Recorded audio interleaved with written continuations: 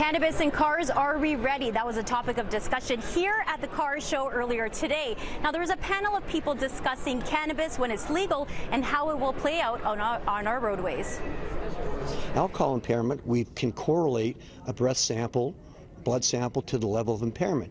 We can't do that with marijuana because as the blood level is decreasing very quickly in marijuana, the impairment level is rising.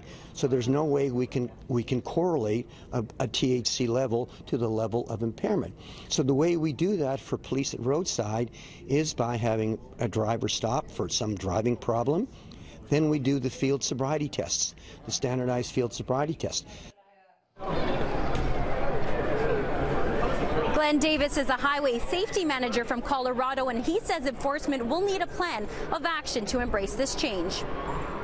We do see an increase in some of our fatality data with people that have 5 nanograms of Delta-9 in their system, but some of that we also attribute to better testing.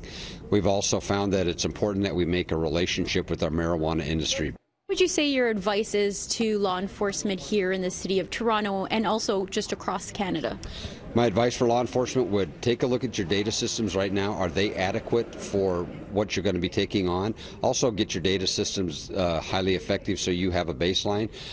And it's also about kind of changing the culture of law enforcement. I can't speak for Canada, but for Colorado, it's not about a device. It's not about a nanogram level. It's old-time law enforcement. We've been prepared for this for several years. We've been training officers since 2008, but we're currently increasing our capacity in the SFST, or standardized field sobriety testing, and the DRE training in the province. So there's 1,500 officers being trained in standardized field sobriety testing, and there's additional officers being trained in the drug recognition evaluator program as well.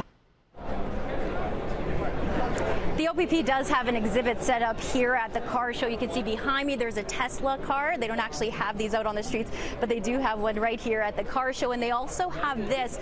It's a simulation on how it feels to be impaired right now. He's wearing drug goggles. There's a bunch of things to see at the car show, and it will be running until next weekend. Stella Quisto, City News.